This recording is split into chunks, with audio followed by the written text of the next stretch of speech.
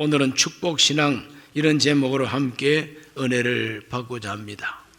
2022년 순복음 강북교회 목표는 지극히 거룩한 믿음 위에 너희 자신을 건축하라고 유다가 권면한 말씀을 요절 말씀으로 해서 자기 건축에 성공하자 이렇게 정했습니다.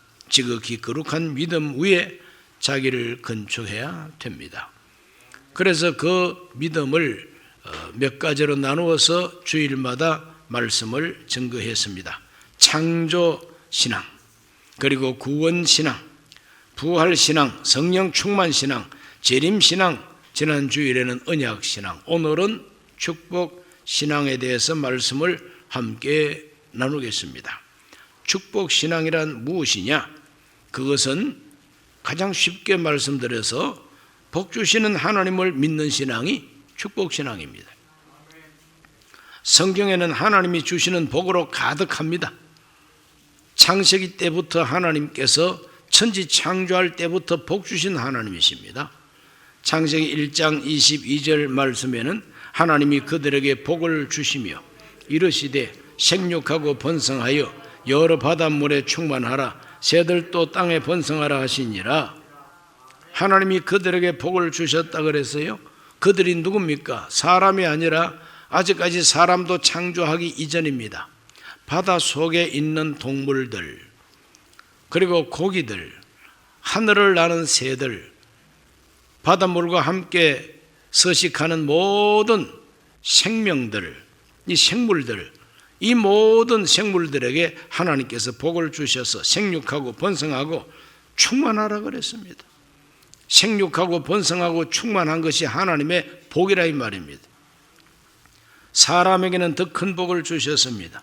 창세기 1장 27절과 28절에 하나님이 자기 형상 곧 하나님의 형상대로 사람을 창조하시되 남자와 여자를 창조하시고 하나님이 그들에게 복을 주시며 하나님이 그들에게 이르시되 생육하고 번성하여 땅에 충만하라, 땅을 정복하라, 바다의 물고기와 하늘의 새와 땅에 움직이는 모든 생물을 다스리라 하시니라. 다른 생물들에게 주신 복과 똑같이 생육하고 번성하고 충만하라 하신 하나님이 이제 그 모든 생물을 다스리라고 말씀하십니다. 정복하라고 그럽니다. 정복하고 다스리는 것은 하나님의 주권인데 사람에게 어느 정도 떼어서 너희들이 나를 대신해서 잘 다스려 봐라. 이와 같이 하나님은 사명을 우리 인간에게 주신 것이죠. 그러므로 하나님이 일거리를 주셨다는 것도 복이고 만물의 영장으로 세워주신 것도 복입니다. 그러므로 에덴 동산에서 살게 해주셨습니다. 아담과 하와가 살게 된 첫 번째 동네가 에덴 동산이에요. 에덴이라고 하는 이 말 뜻이 낙원이라는 말이요, 행복이라는 뜻이 있습니다. 그러므로 하나님은 행복 동산에서 살게 해주셨어요. 우리 인간은 출발부터가 복받은 존재입니다. 그걸 믿는 신앙이 축복신앙입니다. 에덴 동산에서 살게 해주셨습니다. 하나님은 아브라함을 믿음의 조상으로 불러내실 때에 하나님께서 복을 주신다고 약속을 주면서 불러내셨어요. 아브라함 부를 때 아브라함 이리 와봐. 너 내 말대로 하면은 죽을 거야. 너 내 말대로 하면 저주받을 거야. 그렇게 말씀했다면 아브라함이 순종을 했을까요? 안 했을까요? 안 했을 겁니다. 저라도 안 했을 거예요. 전호윤, 너 날 믿어. 그러면 지옥 보낼 거야. 내가 왜 믿습니까? 미쳤다고 믿습니까? 아브라함도 마찬가지죠. 아브라함이 너 내 말 듣고 내가 가라는 곳으로 가면 큰 민족을 이루게 하리라. 너의 이름을 창대하게 해주리라. 너의 후손으로 말미암아 천한 만민이 복을 받게 해주리라. 창세기 12장 2절로 3절이 그걸 말합니다. 내가 너로 큰 민족을 이루고 너에게 복을 주어 네 이름을 창대하게 하리니 너는 복이 될지라. 너를 축복하는 자에게는 내가 복을 내리고 너를 저주하는 자에게는 내가 저주하리니 땅의 모든 족속이 너로 말미암아 복을 얻을 것이라 하신지라 그랬어요. 하나님은 복 준다는 약속과 함께 아브라함을 불러내신 것이고, 아브라함을 순종하고 그 아브라함에게 주신 복을 아브라함의 아들 이삭에게, 이삭의 아들 야곱에게, 야곱의 아들 12명이 12지파가 되었으니 이스라엘 12지파 전체에게 하나님이 아브라함의 복을 계승시켜 주셨습니다. 그러므로 하나님은 복 주시는 하나님이십니다. 복 주는 하나님을 믿는 것이 바로 축복신앙이요, 하나님은 이스라엘 12지파에게 율법을 주실 때에 특별한 말씀을 하셨습니다. 출애굽기 20장 6절 말씀 읽어보면 나를 사랑하고 내 계명을 지키는 자에게는 천대까지 은혜를 베푸느니라 그랬어요. 천대 복이라 이 말입니다. 똑같은 말씀인데 신명기서에서 모세는 5장 10절에서 이렇게 말합니다. 나를 사랑하고 내 계명을 지키는 자에게는 천대까지 은혜를 베푸느니라. 천대 복입니다. 천대까지 은혜를 베풀어 주겠다. 그러므로 율법을 주실 때도 하나님은 천대에 이르는 은혜를 약속으로 주신 것입니다. 하나님이 율법 주신 진정한 목적이 뭐냐? 율법은 우리 인간을 괴롭히고 짜증나게 하고 불행하게 하려고 주신 율법이 아니랍니다. 율법은 우리의 행복을 위해서 주셨다고 선포하셨습니다. 신명기 10장 13절 말씀을 보면은 내가 오늘 너의 행복을 위하여 내게 명하는 야훼 명령과 규례를 지킬 것이 아니냐. 한번 따라 하십시다. 너의 행복을 위하여 명하는 명령, 그것이 율법이란 말이죠. 행복을 위해서 주는 명령이 하나님의 율법입니다. 그러므로 성경 66권 전체 말씀이 다 우리 행복을 위해서 주신 말씀이라고 믿습니다. 이것이 바로 축복신앙이라는 겁니다. 절대로 하나님은 우리를 나쁘게 인도하지 아니하신다. 우리 예수님이 세상 오셔서 하나님을 가르칠 때 좋은 아버지 하나님으로 가르쳐 주셨습니다. 그래서 기도할 때도 하늘에 계신 우리 아버지여 하고 아버지께 기도하라 그랬어요. 하늘에 계신 아버지께서 좋은 것을 주시지 않겠느냐? 자식이 떡을 달라는데 돌을 주며 생선을 달라는데 뱀을 줄 아버지가 있겠느냐? 하물며 세상 아버지도 그런데 하늘에 계신 우리 아버지는 구하는 자에게 좋은 것을 주신다.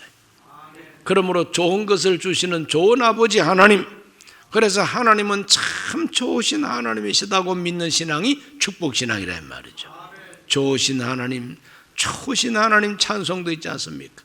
오늘 우리 모두는 다 좋으신 하나님 믿으시기를 바랍니다. 예수님은 이 세상 오신 목적을 이렇게 말합니다. 요한복음 10장 10절에서 도둑이 오는 것은 도둑질하고 죽이고 멸망시키려는 것뿐이요 내가 온 것은 양으로 생명을 얻게 하고 더 풍성히 얻게 하려는 것이라 그랬어요. 예수님 오신 것은 도둑질하러 온 게 아닙니다. 내 인생을 도둑질하러 오신 분이 아닙니다. 생명을 얻게 하고 더 풍성하게 하기 위하여 오셨다. 더 풍성한 것이 뭡니까? 그것이 우리 인간에게 진정 필요한 최고의 행복, 진정한 행복을 위해서 오셨다는 것이 예수님이 세상 오신 목적이라고 밝혀주고 있습니다. 우리 모두는 창세기 때부터 하나님은 복 주신 하나님이고 율법을 주실 때도 행복을 위해서 주신 율법이에요. 예수님이 오신 것도 우리의 진정한 생명과 풍성한 생명을 위해서 오셨다고 하는 이 사실을 믿는 신앙, 축복신앙 갖게 되시기를 주 이름으로 축원합니다. 그런데 그토록 하나님이 축복을 주기를 원하시는데 우리 인생이 왜 이 모양이냐, 왜 이 꼴이냐? 아직까지 우리가 사는 세상에는 전쟁과 기근과 슬픔과 그리고 사람을 납치해가고 온갖 불법이 난무하는 이 세상 왜 그런가? 이렇게 우리는 의심할 수가 있죠. 그러나 성경을 읽어보면 우리 인생이, 사람이 사는 이 동네가 왜 이렇게 망가졌느냐? 죄 때문이라고 가르쳐주고 있어요. 아담과 하와가 행복 동산, 에덴 동산에서 살았지만 하나님 앞에 불순종하고 죄를 지음으로 말미암아 선악과를 따먹는 날에는 반드시 죽으리라고 하나님이 말씀하신 그 죽음이 인간을 지배하게 된 것이 우리 인간의 불행이요, 그것을 다른 말로 저주라고 하는 것입니다. 저주를 받았습니다. 행복을 상실해 버렸습니다. 그러므로 다시 행복 동산에 들어가려면 죄 문제가 해결이 돼야 돼요. 반드시 죽으리라 했으니 죽은 것이 다시 살아나야 됩니다. 죄 문제가 해결이 되고 죽은 영혼이 살아나야 행복 동산에 다시 들어갈 수가 있습니다. 하나님은 율법을 주시고 선택하라고 말씀했습니다. 신명기 11장 26절로 28절까지 읽어봅니다. 내가 오늘 복과 저주를 너희 앞에 두나니 너희가 만일 내가 오늘 너희에게 명령하는 너희 하나님 야훼 명령을 들으면 복이 될 것이요, 너희가 만일 내가 오늘 너희에게 명령하는 도에서 돌이켜 떠나 너희 하나님 야훼의 명령을 듣지 아니하고 본래 알지 못하던 다른 신들을 따르면 저주를 받으리라 그랬어요. 하나님께서는 에덴 동산에서도 선악과를 따먹는 날에는 반드시 죽는다고 말씀했지요. 율법을 주실 때에도 내가 너희 앞에 복과 저주를 둔다. 택하라. 복을 선택할 거냐 저주를 선택할 거냐 택하라 그랬습니다. 불행스럽게도 우리 이스라엘 백성들이 역사 속에서 저주를 선택했습니다. 그래서 저주를 받은 거죠. 하나님이 다 경고하고 하나님이 선택하라고 말했는데 잘못 선택하고 그 책임을 지는 것이 바로 저주였습니다. 나라가 완전히 망하는 것이었습니다. 신명기 27장과 28장 전체를 읽어보면 율법의 저주가 나옵니다. 율법의 저주가 무엇이냐? 그 율법의 저주 속에 가난도 있습니다. 슬픔도 있고 눈물도 있고 질병도 있고 불행한 일들과 기근과 전쟁과 그 재해와 온갖 재앙들이 바로 율법의 저주라는 것을 신명기 27장과 28장에 자세하게 드러나 있습니다. 그래서 행복이 없는 겁니다. 하나님은 복주는 하나님 복주기를 좋아하시는데 우리 인생이 왜 이렇게 저주 속에 살고 있느냐? 바로 그거는 죄 때문이고 죄의 결과 죽음과 저주를 받았기 때문에 바로 그 저주 속에 종로로 타고 있는 게 우리 인생이라는 겁니다. 그러나 하나님께서는 이 저주를 그대로 버려두지 아니하시고 구원하시고 속량해 주신 것입니다. 오늘 읽은 이 말씀 갈라디아 3장 13절에 그리스도께서 우리를 위하여 저주를 받은 바 되사 율법의 저주에서 우리를 속량하셨으니 기록된 바 나무에 달린 자마다 저주 아래 있는 자라 하였음이라. 속량이라는 게 뭡니까? 종노릇하고 노예 생활을 하고 노비가 돼가지고 인간 대접도 못 받고 살아가는 불쌍한 이 노비, 노예, 그 사람의 몸값을 다 갚아주고 자유를 주고 해방을 주고 정상적인 국민으로 시민권을 부여해 주는 것이 바로 속량입니다. 얼마나 귀한 것입니까? 속량. 노예로 살다가 노비로 살다가 온 집안 식구가 노예로 살다가 속량이 됐다. 그래서 평민이 됐다. 이것보다 더 귀한 복은 조선시대에 없었습니다. 하나님께서 에덴 동산에서 쫓겨나서 죄의 종노릇, 저주를 헤매고 있는 이 인생들의 저주를 독생자 예수를 세상에 보내가지고 한 몸에 다 책임지고 속량하셨다는 게 기독교의 복음인 것입니다. 예수님께서 내 죄를 속량할 뿐만 아니라 내 저주까지 다 속량했다고 믿는 신앙이 축복신앙이에요. 따라합시다. 예수님이 내 모든 죄와 내 모든 저주를 속량하셨다. 믿습니까? 그것이 바로 축복신앙이란 말이죠. 우리 예수님이 다 속량해 주셨어요. 옛날 이사야 선지자는 그것을 이렇게 예언을 했습니다. 이사야 53장 4절에서 6절입니다. 그는 실로 우리의 질고를 지고 우리의 슬픔을 당하였거늘 우리는 생각하기를 그는 징벌을 받아 하나님께 맞으며 고난을 당한다 하였노라. 그가 찔림은 우리의 허물 때문이요 그가 상함은 우리 죄악 때문이라. 그가 징계를 받음으로 우리는 평화를 누리고 그가 채찍에 맞음으로 우리는 나음을 받았도다. 우리는 다 양 같아서 그릇 행하여 각기 제 길로 갔거늘 야훼께서는 우리 모두의 죄악을 그에게 담당시키셨도다. 참으로 은혜로운 메시아 예언입니다. 그는 실로 진실로 우리의 질고를 지고 우리 슬픔을 당했다 그랬어요. 우리의 질고, 우리의 슬픔, 이게 저주란 말이죠. 그러므로 우리 예수님께서 이 세상 오셔서 우리의 슬픔과 우리의 질고를 다 짊어지고 담당해 주시고 속량해 주셨습니다. 담당했다는 게 바로 속량입니다. 책임을 다 짊어 주셨다 이 말이죠. 그 은혜로 우리가 죄에서 용서를 받고 저주에서 해방을 받게 됐다고 하는 신앙, 이것이 바로 축복신앙입니다. 저와 여러분 다 복받은 줄 알게 되시기를 바랍니다. 갈라디아 3장 14절을 읽습니다. 이는 그리스도 예수 안에서 아브라함의 복이 이방인에게 미치게 하고 또 우리로 하여금 믿음으로 말미암아 성령의 약속을 받게 하려 함이라. 십자가 나무에서 예수님이 우리 저주를 속량하신 것은 우리에게 어떤 혜택이 있느냐? 아브라함의 복이 우리에게 미치게 했다는 겁니다. 그럼 아브라함의 복이라는 것은 도대체 무엇이냐? 그건 바로 창세기 22장 17절에서 18절에 기록이 되어 있어요. 내가 너에게 큰 복을 주고 너의 씨가 크게 번성하여 하늘의 별과 같고 바닷가의 모래와 같게 하리니 내 씨가 그 대적의 성문을 차지하리라. 또 내 씨로 말미암아 천한 만민이 복을 받으리니 이는 네가 나의 말을 준행하였음이니라 하셨다 하니라 그랬어요. 아브라함에게 주신 그 축복의 언약이 무엇이냐? 아브라함 한 사람만을 위한 축복이 아니었어요. 아브라함의 후손, 아브라함의 씨로 말미암아 천하 만민이 복을 받겠다고 하는 거예요. 아브라함 때문에 천하 만민이 복을 받고 그 아브라함 후손 중에서도 한 사람 때문에 그 복을 받겠다고 약속을 하셨는데 갈라디아 3장 16절이 그걸 말합니다. 이 약속들은 아브라함과 그 자손에게 말씀하신 것인데 여럿을 가리켜 그 자손들이라 하지 아니하시고 오직 한 사람을 가리켜 내 자손이라 하셨으니 곧 그리스도라 그랬어요. 아브라함에게 주신 축복 언약의 핵심이 뭐냐? 아브라함의 씨, 너의 씨로 말미암아 딱 한 바가지 씨앗이 아닙니다.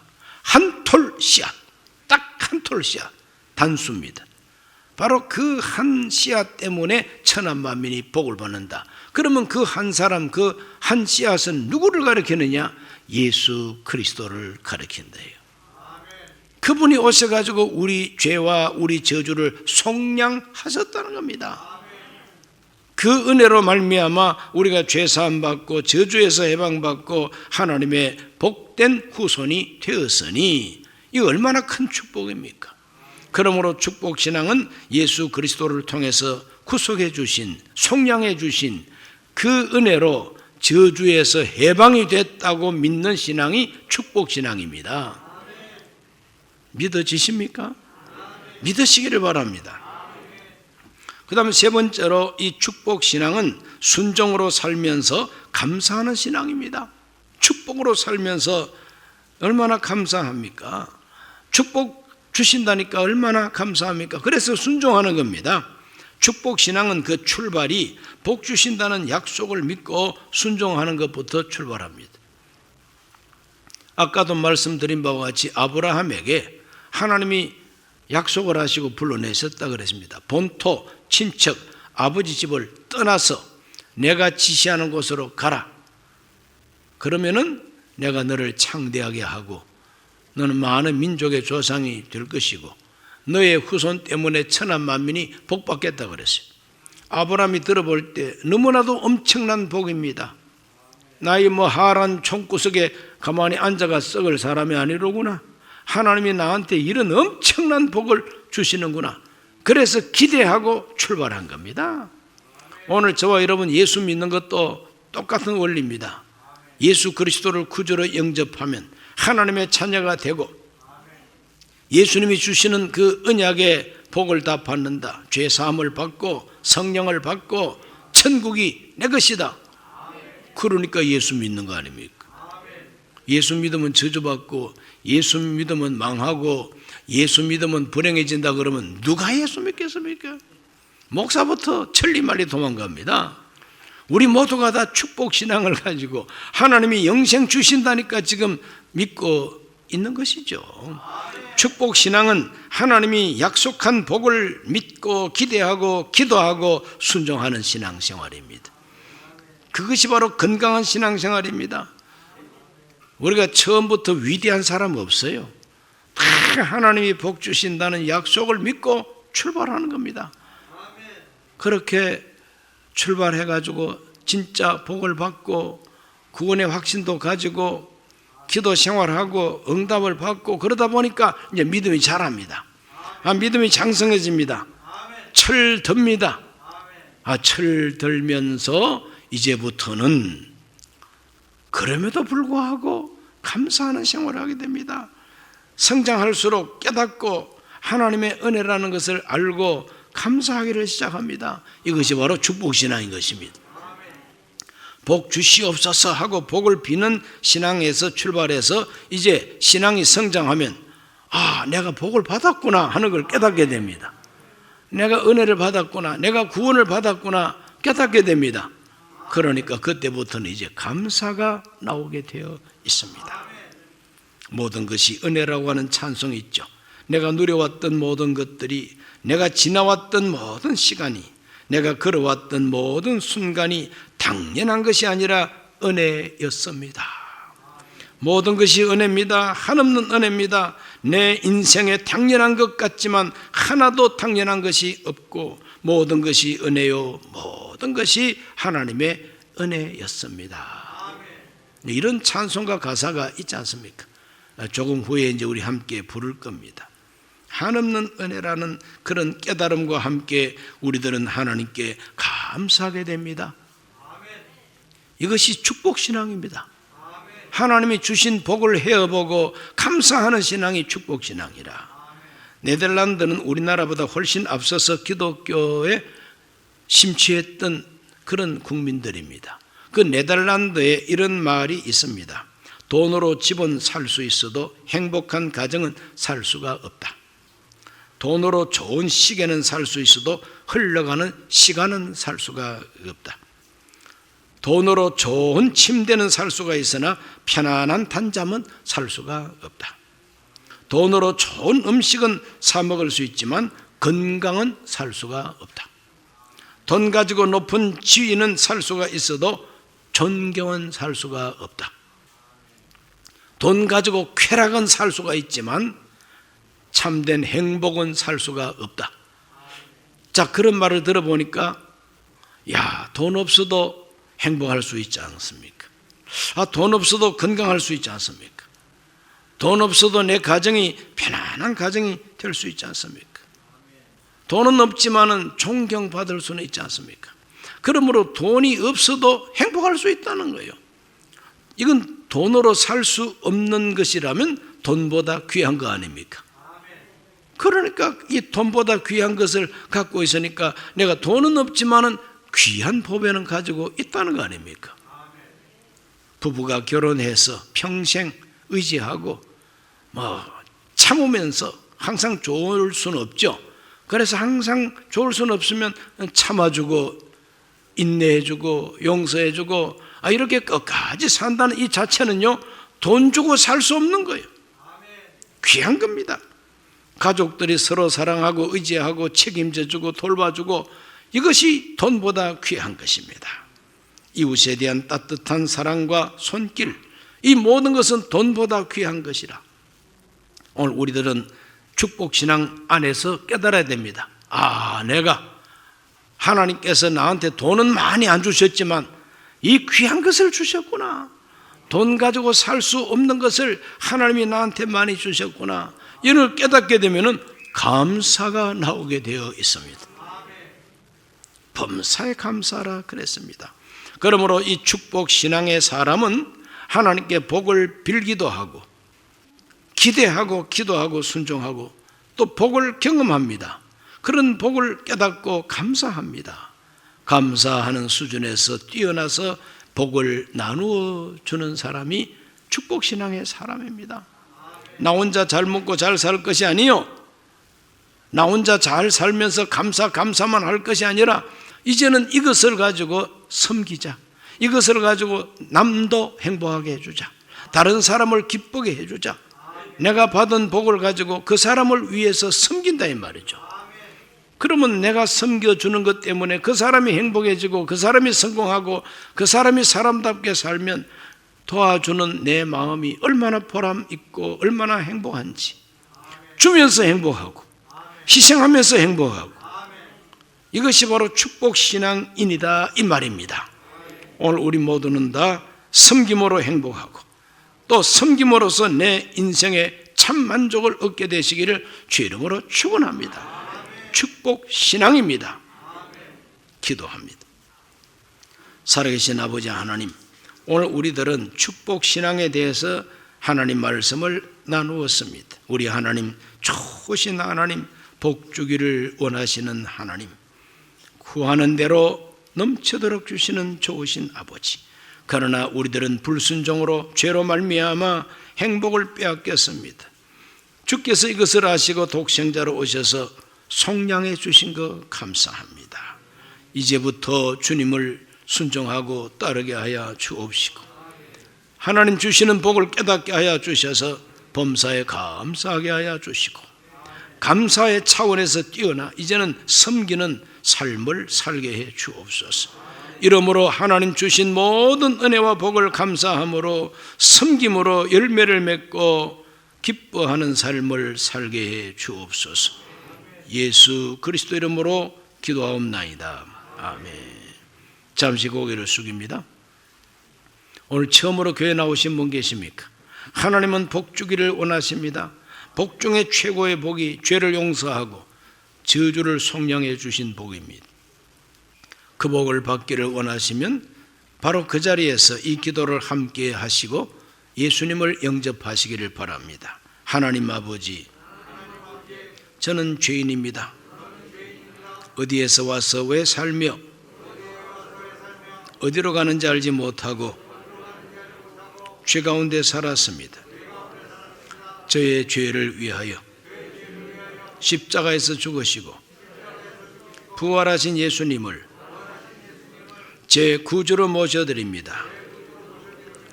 저는 하나님 자녀가 되었습니다. 지금부터 영원토록 주님과 함께 살겠습니다. 예수님 이름으로 기도드립니다. 아멘. 예수님 영접하신 분들을 환영합니다. 할렐루야.